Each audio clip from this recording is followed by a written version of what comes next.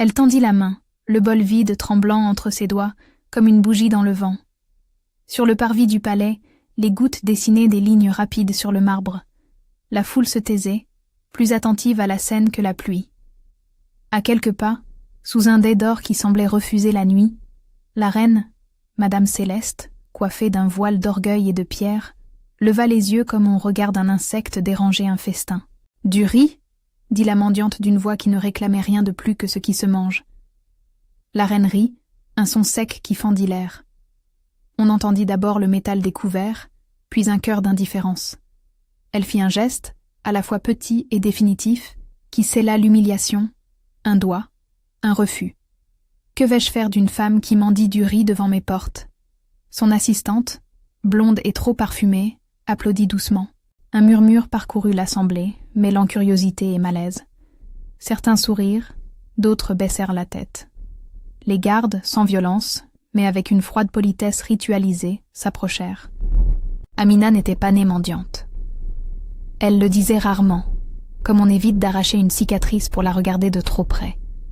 Mais tout se souvenait à travers elle. Les mains qui berçaient un berceau, la petite robe que sa mère avait cousue avec des restes de tissu, les rires qui coulèrent dans les pièces parce qu'il y avait du pain chaud à la maison. Avant la pluie qui la précipita dehors, il y eut une saison où son reflet dans le miroir la rendait heureuse. Le miroir était un morceau d'escalier cassé, transformé en cadre, posé contre le mur. Elle s'y voyait ronde, essoufflée parfois, mais pleine d'un soleil qu'aucune remarque acerbe ne savait encore voiler. Elle se souvenait de la naissance de son enfant comme d'une aurore. Les mains d'Amina avaient tenu ce petit corps fragile avec la révérence d'une promesse tenue. Il y avait eu des couches défaites à 3 heures du matin, des chansons inventées, des prénoms chuchotés à la lueur d'un réchaud. L'amour ne comble pas tout, mais il peut suffire pour commencer à bâtir une maison, même si les murs sont de briques et de broc. Puis, comme une fissure dans un tableau, le regard des autres s'est insinué. Les commentaires ont commencé comme des gouttes, inoffensives à la première pluie, puis ont creusé des chemins dans le sol. « Tu devrais perdre un peu de poids », disait une voisine à voix basse, comme une recommandation de bon sens. « Ce serait mieux pour ton mari. » Un soir, Amina surprit des voisins qui disaient que sa silhouette faisait honte à la famille. Elle sentit la honte entrer dans ses veines comme une eau froide. Stéphane n'était pas cruel au départ. Il y eut d'abord de la tendresse, un partage de pain et de promesses, des projets écrits sur du papier d'emballage. Mais les mots qui consolent ne pèsent rien devant la puissance d'un regard social en mal d'élégance. Stéphane changea doucement, parce que la société l'y incita. Il prit de l'affection pour ce qui ressemble à de l'ordre et de la réussite. Il commença à écouter ceux qui parlaient de prestige, ce que l'on doit paraître plutôt qu'être. Les petites remarques se transformèrent en exigences. Amina était invitée à remodeler son corps pour entrer dans une case qui ne la contenait pas. Cela s'est fait avec des phrases policières. « Pense à nous, fais-le pour l'image, pour l'avenir. » Chaque « pour » rabotait un peu de son quotidien. Elle accepta des sacrifices pensant ainsi garder l'amour. Quand l'amour devient marchand, les dettes réclament leur prix. Le premier geste de condamnation publique ne fut pas une injure, mais un silence bien organisé. Lors d'un repas chez des amis, quelqu'un murmura une remarque sur les tailles adéquates, et les voix s'accordèrent en une harmonie qui excluait. Une journée en particulier resta gravée. Le dîner du printemps, où l'on célébra la présence d'un notable. Amina, maladroite dans une robe qui n'était plus la sienne, sentit la pièce se refermer comme un couvercle. Plus tard, sur le chemin du retour, l'un des invités accéléra le pas, et Stéphane, sans un regard, le suivit. Il revint avec une froideur qu'elle n'avait pas connue jusque-là. Ce soir-là, les mots n'étaient pas encore formulés. Ils le seraient plus tard, en ultimatum, en condition, en chantage silencieux. La pluie qui la chassa prit la forme d'un ordre. Des affaires à sortir, quelques valises hâtives, des regards qui évitent la pitié comme une contagion. On l'accompagna jusqu'à la rue comme on exécute une formalité. Elle poussa le chariot, ses mains serrant la poignée comme si tenir la barre d'un navire pouvait la sauver. Dehors, le ciel ouvrit ses vannes. Les gouttes n'étaient pas seulement de l'eau. Elles étaient la mémoire de tout ce qu'on lui avait pris. Le marbre devint boue, les semelles glissèrent, l'enfant pleura contre sa poitrine. Elle comprit alors que la porte qu'elle avait franchie autrefois avec espoir s'était refermée sur son visage. Ils la laissèrent sur le seuil de la ville, où les lampadaires jetaient des poulies de lumière jaune dans lesquelles se perdaient les silhouettes des exclus. Amina se trouva soudain apprivoisée par la nuit, obligée de nommer son absence, de mesurer sa perte. Les premières nuits furent un tressage de froid et de bruit. Le frottement des cartons, les conversations lointaines des passants, les craquements d'une ville indifférente. Elle se coucha avec l'enfant contre elle, comme si sa chaleur seule pouvait masquer ce que la société avait décidé. La mendicité n'était pas un état d'âme pour elle, mais un métier imposé par le manque. Elle tendait la main, non pas par choix, mais parce qu'il fallait du riz pour que le sommeil du petit soit paisible. Les jours succédaient aux jours, semblables et cruels. Les heures d'attente devant les portes de magasins, les mains qui n'attrapaient jamais ce qu'elles espéraient. Parfois, quelqu'un la regardait longuement, pas pour la nourrir, mais comme on observe un tableau qui dérange, pour vérifier ses propres conforts. Certains enfants lui jetaient un morceau de pain. D'autres détournèrent le regard par ordre implicite. La scène du palais n'était pas la première humiliante, mais elle fut la plus nette, la plus documentée. Un passant avait filmé sur son appareil, et la vidéo comme une goutte d'huile envahit la surface calme de la cité. Un rire métallique, la reine qui se détourne, la mendiante qui s'éloigne, la pluie qui gomme les traces. La situation prit une ampleur qu'Amina n'avait pas imaginée. On en parla au marché, on l'emprunta au café, on la posta sur des écrans minuscules que tout le monde regarde avant de dormir. La reine, lancée dans son train de représentation, estimait que montrer l'exclusion publiquement fortifiait son règne. Elle ignorait que l'humiliation, exposée, pouvait devenir un ferment puissant. Ce fut alors qu'un homme, qui n'était ni un notable ni un journaliste, posa son sac près d'elle et lui offrit une petite boîte en métal contenant du riz. Il s'appelait Marc. Il avait l'allure discrète des hommes qui font leur travail sans se vanter. Des mains calleuses, des yeux qui regardent longuement avant de parler, une voix qui ne cherche pas à avoir raison mais à comprendre.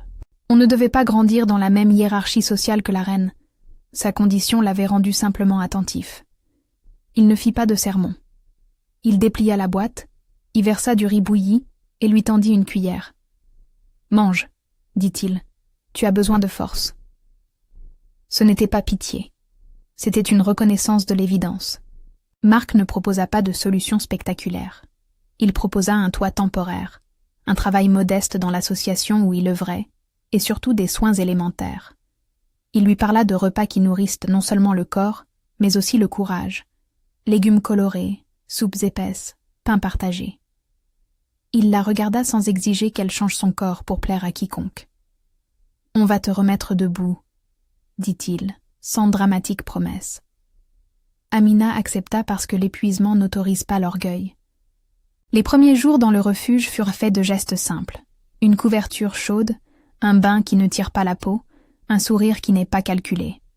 Marc lui présenta des femmes qui avaient connu la même embardée de vie, mais qui avaient regardé des morceaux de rêve. Elles parlaient doucement de nutrition, de marche, d'un peu d'atelier d'artisanat. Rien d'excessif. Les repas furent servis dans des assiettes sobres, chaque couleur de légumes semblant conter une histoire de retour. Amina apprit lentement à accueillir ces menus secours. Elle avait peur des promesses trop grandes, mais elle se laissa convaincre par la persistance tranquille de Marc. Au refuge, ils l'encouragèrent à regarder de nouveau son reflet. Le miroir était petit, mais il était là. La première fois qu'elle se regarda, elle essaya de ne pas lire tous les commentaires du monde dans ses yeux. Elle vit une femme marquée par les saisons, mais dont le regard avait une force nouvelle. Une ligne de décision se formait, plus solide que la honte. On lui parla de recommencer, pas en reniant son passé, mais en lui donnant une nouvelle place dans le temps. Les changements furent progressifs et respectueux, du pain complet au lieu du pain blanc, des promenades au bord du canal, du sommeil régulier, des exercices légers adaptés à ses capacités. Au lieu de suivre des injonctions qui promettaient des miracles, elle apprit à écouter les signes de son corps, à distinguer la faim de la fatigue, le besoin d'affection du besoin de reconnaissance. Marc n'était pas un miracle vivant, il était une présence persistante. Il la soutint quand elle pleura, et il s'éloigna quand elle avait besoin d'être seule.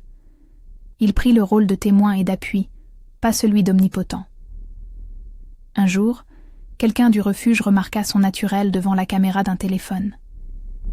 Amina racontait comment elle tenait son enfant, avec une légèreté qui frappait. Une femme qui travaillait pour une petite agence qui cherchait des visages authentiques lui proposa de participer à une campagne locale. « On veut des personnes réelles, des histoires vraies, » dit-elle. Ce fut une proposition timide, mais l'idée de parler, de montrer sans s'excuser, l'attira. Elle accepta, non par désir de vengeance, mais par curiosité et par une lente envie de se réapproprier son image. Les répétitions pour la campagne furent loin des projecteurs du palais. Elles se tinrent dans une salle aux murs blancs, entre plantes en pot et tasses ébréchées. On la coiffa sans transformer son visage. On lui donna des habits propres et modestes, une coiffure simple. La première séance photo fut une surprise. L'appareil ne cherchait pas à la faire ressembler à quelqu'un d'autre. Il cherchait son regard, sa manière d'être mère, la chaleur de sa proximité avec l'enfant.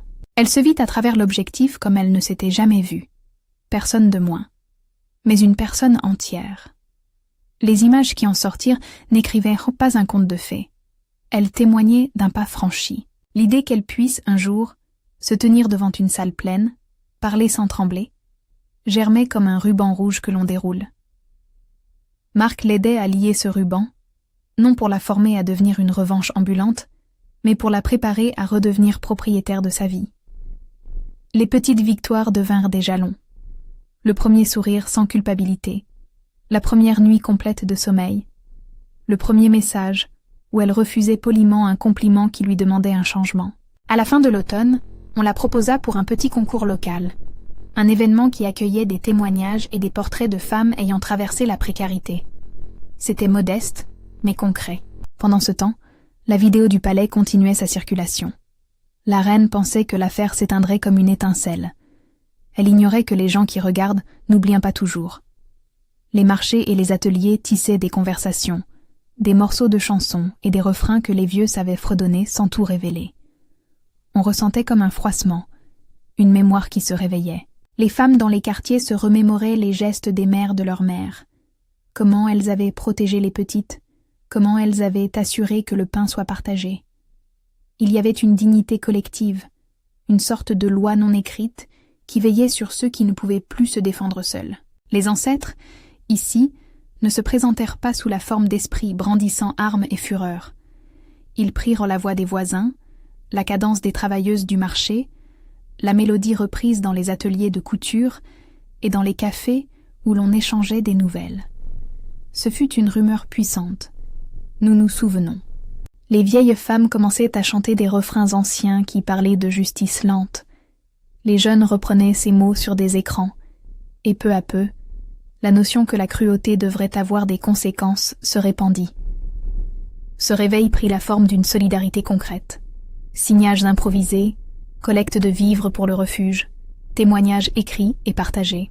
On voyait des mains collectives qui agissaient comme un relais, comme des ancêtres modernes qui rendent la parole à ceux qu'on a réduits au silence. Amina sentit ce frémissement comme une chaleur extérieure, sans savoir d'où venait la première étincelle. Elle n'avait pas planifié de vengeance. Elle cherchait simplement un peu de pain et la chance de redonner un nom à sa vie. Mais à la faveur de ces gestes de solidarité, elle prit conscience qu'elle n'était pas seule. Le monde qui l'avait jetée dehors commençait à entendre les voix qui s'élevaient pour elle. Un matin, on la contacta pour un événement public. Une petite scène, quelques journalistes locaux et la présence annoncée d'invités du monde des arts. La reine devait, selon la rumeur, présider une remise de dons pour les œuvres caritatives. Personne n'avait prévu qu'Amina pourrait un jour se trouver dans la même salle qu'elle, ni que la foule, qui se souvenait, pourrait se lever contre l'arrogance. Mais l'idée germait. Que se passerait-il si la femme qui avait tendu la main pour un bol de riz revenait, non pas comme une mendiante, mais comme quelqu'un qui porte son histoire en plein jour? La proposition excitait et terrifiait Amina. Marc la regarda avec la même patience. Il ne la pressa pas. « Tu choisis, dit-il. » Elle pensa à la pluie qu'il avait baptisée, à la nuit dans laquelle elle s'était accroupie avec son enfant, à la première cuillère de riz qui lui avait été tendue par un inconnu qui s'appelait Marc. Elle pensa aussi aux femmes qui avaient chanté dans les ruelles et aux messages qui apparaissaient comme des fleurs sur les murs de la ville. Tout cela formait une chaîne, plus solide que la solitude. Quand elle prit la décision d'y aller, ce ne fut pas pour nuire à la reine, mais pour exister ailleurs que dans la charité du refus. Elle retira un vieux ruban rouge de la poche d'un manteau et l'attacha à sa main. Le ruban, simple et vif, devint une sorte de talisman, un signe discret qu'elle portait pour se rappeler qu'elle n'était pas seule. Le jour venu, en route vers la Seine, la ville semblait avoir changé de grain. Les passants la saluaient d'un signe. Une femme pleurait sans se cacher, et un enfant levait le pouce en signe d'encouragement. Amina sentit le battement d'un cœur collectif, doux et déterminé. Alors qu'elle approchait du bâtiment, le ciel prit la couleur d'un vieux miroir terni. Il promettait encore de la pluie. Elle passa devant une boutique où un miroir de magasin refléta son image. Un visage marqué, oui, mais ouvert.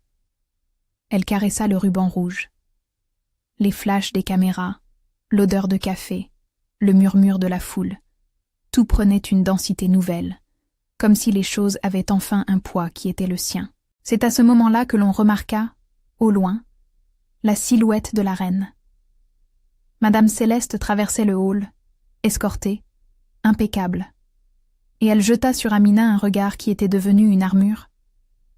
La reine, perplexe, sourit d'un sourire qui n'était plus seulement mépris. C'était l'assurance de qui se sait protégé par le pouvoir. Les deux femmes se trouvèrent, pour un instant, dans la même ligne de regard. Autour d'elles, les voix rassemblées, celles qui chantaient les anciennes mélodies, se firent plus présentes. Le temps sembla se comprimer. Amina inspira. Elle n'allait pas demander du riz. Elle allait, pour la première fois depuis longtemps, prononcer son nom publiquement et le faire tenir dans l'air, sans honte. Le ruban rouge battait contre sa peau. Les ancêtres, les voix du marché, les chants des grands-mères, les clameurs des mères, murmuraient et se faisaient plus nets. Le cœur de la ville, parfois silencieux, commençait à battre en faveur de ceux que l'on avait renvoyés dans l'ombre. Si cette histoire vous touche, abonnez-vous pour d'autres récits inspirants et dites-nous en commentaire de quel pays vous nous suivez. Amina sentit la salle retenir son souffle comme on retient une marée. Les conversations tombèrent en poussière autour d'elle. Seuls les pas sur le parquet, le cliquetis lointain d'un badge accroché à une veste et le souffle des musiciens qui accompagnaient l'entrée résonnaient. Elle était là, debout, un ruban rouge au poignet, la main serrée autour d'un petit parchemin contenant le nom de son enfant. Un geste discret qui lui donnait la force d'un serment. Madame Céleste franchit la scène avec l'assurance d'un objet poli. Les projecteurs semblaient fondre autour d'elle, dessinant une aura. Son sourire était préparé, calibré. Ses mots, si elle en prononçait, seraient déjà écrits. Elle aimait ces cérémonies où l'on mesurait sa grandeur à l'applaudimètre.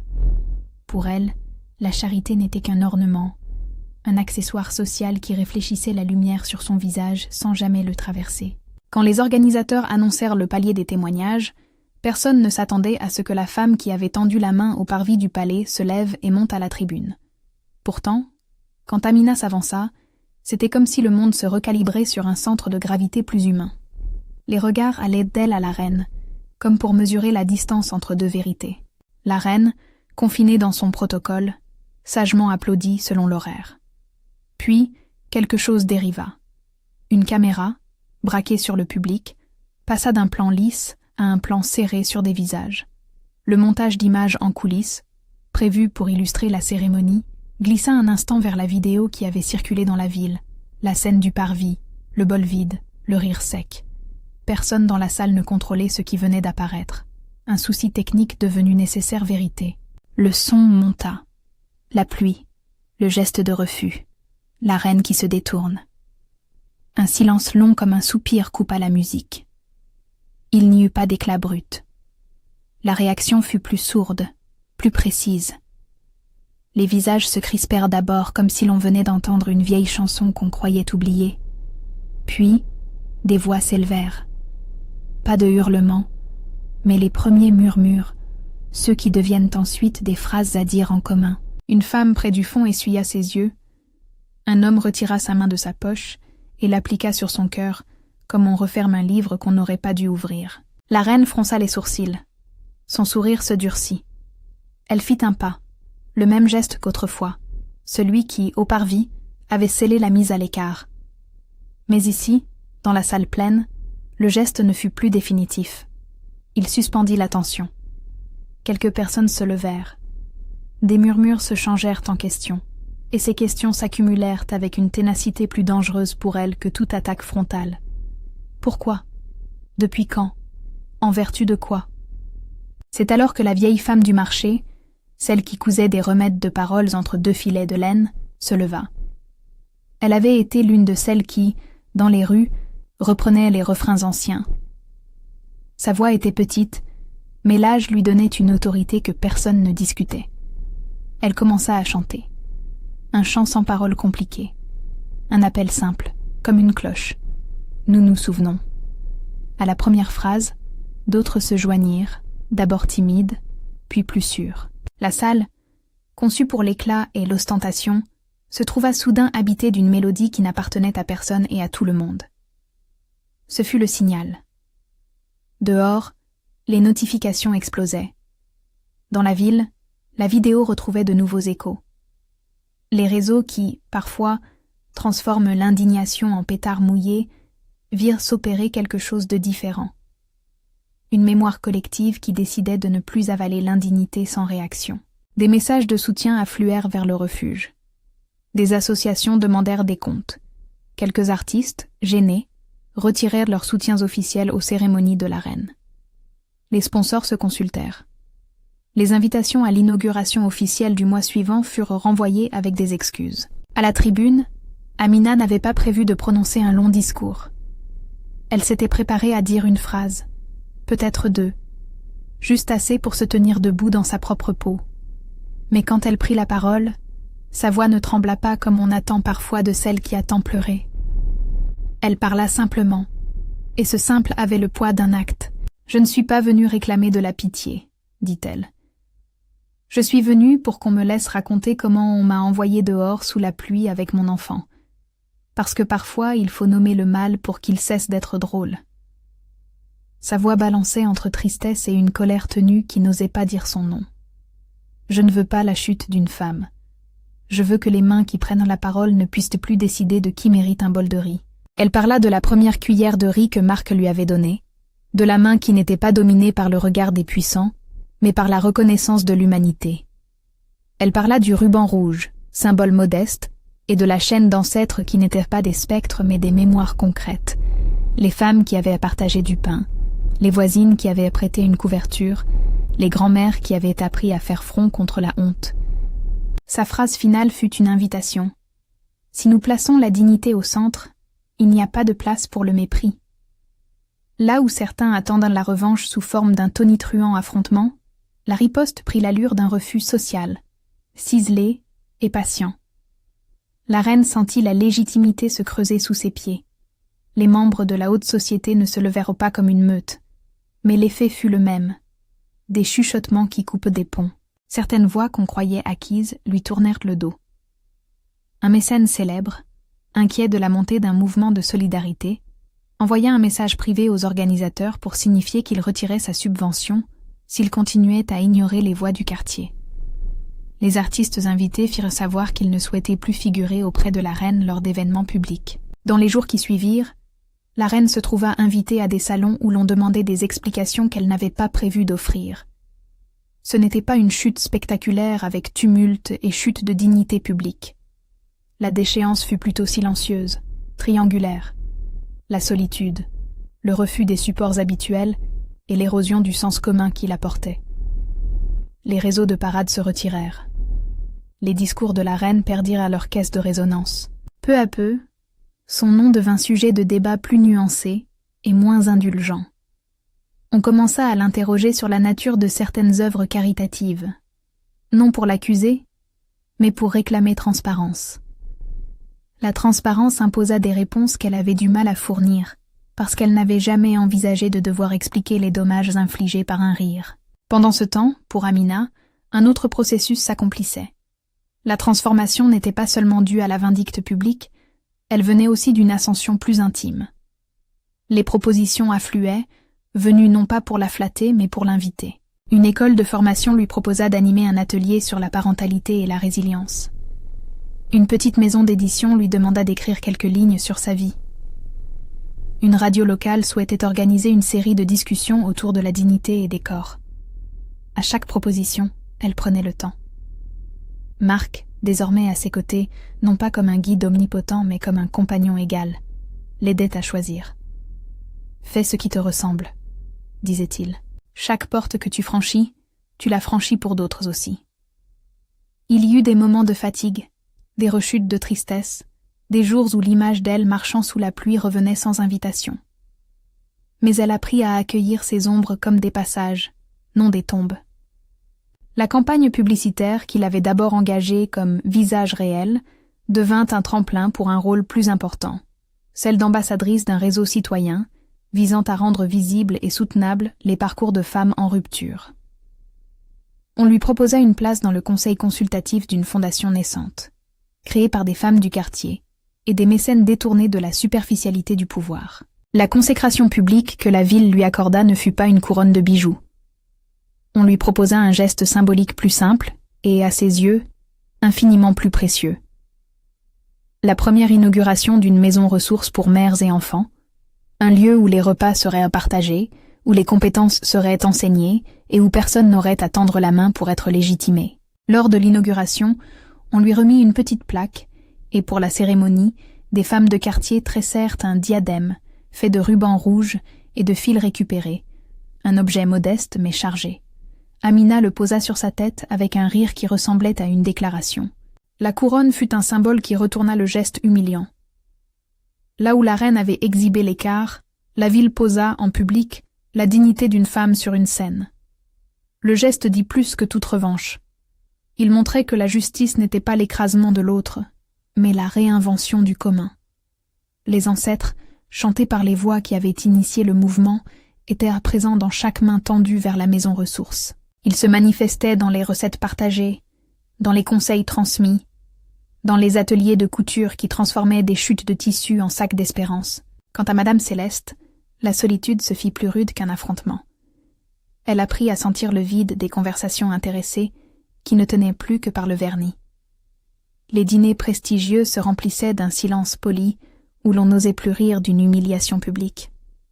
Elle gardait ses ornements, mais à la lueur du soir, ils cliquetaient comme un bruit perdu. Les affiches de ses actions de charité se froissaient peu à peu dans des coulisses sociales où l'on préférait désormais d'autres visages. Il y eut, dans son isolement, des tentatives de réparation trop tardives, des déclarations murmureuses d'erreurs qui n'effaçaient pas l'impression première. L'arrogance publique laisse des traces plus durables que les discours repentants. La reine échangea son dais pour des fenêtres fermées et, pour la première fois, chercha des réponses qu'elle n'avait pas le courage de prononcer. Le monde, cependant, n'est pas une balance qui rend toujours instantanément ce qui a été pris. La justice ici se construisait par accumulation de gestes, par la patiente remise en place des choses cassées. La vraie victoire d'Amina n'était pas d'avoir vu la reine trébucher, c'était d'avoir transformé son humiliation en force d'organisation. La maison ressource devint un lieu de formation et d'emploi, un espace où les économies fragiles pouvaient y trouver des plans sérieux et durables, micro-cafés, ateliers de réparation, cours de gestion. L'objectif n'était pas de s'ériger contre une femme, mais de créer des protections qui empêcheraient qu'une autre ait à chercher du riz devant un palais. Dans les mois qui suivirent, les images d'Amina continuèrent à tourner, mais avec une lumière différente. On la voyait en train d'ouvrir des cartons, de rire avec une bénévole, d'écouter un adolescent réticent qui apprenait son premier vrai CV. On la voyait aussi, parfois, passer devant un miroir et y peindre un sourire qui ne cherchait pas l'approbation. Le miroir, devenu moins brisé, aspira moins de douleur. Quand elle se regardait, elle retrouvait la femme qui avait bercé un enfant comme on prend soin d'un avenir. La figure de Marc resta discrète dans ses images. Il n'était pas un héros central, mais la présence fidèle qui accepte d'être à côté. Il s'en allait parfois, revenait, partageaient la joie sans l'exiger. Leur relation évolua en un compagnonnage qui ne cherchait pas à réparer mais à avancer. Ils eurent des jours simples, des promenades au parc, des repas partagés avec des voisins, un enfant qui grandissait et apprenait à nommer les couleurs sans honte. La petite main d'Amina tenait encore parfois le ruban rouge, mais ce n'était plus un talisman unique. Il devint un lien entre plusieurs générations. La ville, qui avait vu la scène se dérouler, garda quelques cicatrices, mais aussi des marques de façon partagée. Les chants des ancêtres continuèrent, comme un écho qui rappelait que la mémoire est une force qui se transmet par la parole, les gestes et la solidarité. Des écoles intégrèrent des modules sur le respect des corps et des parcours de vie. Des entreprises locales prirent des engagements concrets pour l'emploi. Des festivals inclurent des cartes blanches à des visages réels plutôt qu'à des silhouettes idéalisées. Un soir d'hiver, lors d'un petit rassemblement au refuge, Amina prit la parole une fois encore. Elle regarda l'assemblée, des femmes qui avaient connu diverses chutes et des hommes qui avaient appris à faire silence, et dit d'un ton calme : « Ce n'est pas la cruauté d'un jour qui nous définit, c'est la façon dont nous nous relions après. » Elle plaça la main sur la tête de son enfant, qui s'était transformé en une présence solide. « Je voudrais que personne n'ait à tendre la main pour être reconnu comme humain. Si cette maison aide une seule mère à dire non à la honte, alors nous aurons gagné plus que la chute d'un pouvoir. » Sa victoire, telle qu'elle la concevait, ne prenait pas racine dans l'humiliation d'autrui, mais dans la restauration des liens. Les ancêtres vengeurs, conçus initialement comme une image de justice, avaient révélé leur visage vrai. La vengeance transformée en mémoire active, en protection, en transmission. Ils n'avaient pas appelé au châtiment physique. Ils avaient réveillé la conscience collective, qui avait fini par refuser le mépris comme politique acceptable. Les dernières images qui bouclèrent cette histoire furent simples et sans ostentation. Amina, au petit matin, pliant des nappes pour la cantine de la maison ressources, Marc, repassant une chemise trouvée dans une friperie pour la revendre à prix réduit et financer un atelier. L'enfant courant dans la cour, riant sans peur. La reine, de l'autre côté, retrouvant la solitude comme une compagne qui n'offre que le reflet de ce qui fut, elle gardait ses bijoux, mais manquait d'écho. Le récit ne prétend pas à la perfection. Les tensions humaines restèrent. La ville continua à connaître des injustices. Mais, dans l'espace d'une communauté, une mécanique se brisa et une autre se mit en place. La mémoire collective comme rempart, la solidarité comme législation morale. La vengeance ne fut pas le moteur, la réparation, oui. Les ancêtres avaient réveillé la ville, non pas pour qu'elle détruise, mais pour qu'elle construise de nouveaux seuils, où personne ne devrait jamais plus s'agenouiller par nécessité. Lorsque la maison ouvrit officiellement ses portes au public, la foule n'était pas composée seulement d'élus. Il y avait des voisins, des enfants de l'école voisine, des commerçants qui avaient offert des ustensiles, et quelques journalistes qui avaient appris à regarder plus attentivement. Amina prit la parole pour clore l'inauguration. Elle relia son histoire à celle de toutes les personnes présentes, mais sans réclamer une gloire personnelle. « Je n'ai pas montré ma douleur pour qu'on la confonde avec un trophée, » dit-elle. « Je l'ai nommée pour permettre que nous fassions autrement. Si cette maison représente quelque chose, qu'elle soit la preuve que la dignité peut être collectée comme on collecte du pain pour un repas, à beaucoup, pour que personne ne manque. » Elle posa alors, symbolique dernier acte, la couronne de ruban sur la porte d'entrée, comme on pose un signe au seuil pour dire « Ici, on rentre sans que l'on soit jugé. » Le ruban rouge, désormais tressé par des centaines de mains, scintillait dans la lumière matinale. Le miroir, posé dans le hall, était lisse et grand. On pouvait s'y voir sans qu'il dise quoi que ce soit, et pourtant il invitait à l'honnêteté. Au terme de ce chapitre, le regard que la ville portait sur ses propres fissures avait changé. La reine, retraitée de ses illusions de grandeur, se retrouvait face à un miroir plus cru que celui que possédait Amina au début de son parcours. Le reflet des responsabilités que l'on porte quand l'on détient la scène publique. Certains diront que la justice fut lente. C'est vrai. Mais la lenteur permit que la réparation prenne racine et s'étende. Si cette histoire vous a touché, partagez-la avec quelqu'un qui doit l'entendre et, si vous le pouvez, soutenez une initiative qui protège la dignité des personnes fragilisées. Chaque geste compte. Un don, un mot, un atelier partagé. La mémoire collective ne se construit pas seule. Elle a besoin que nous soyons nombreux à nous souvenir et à agir.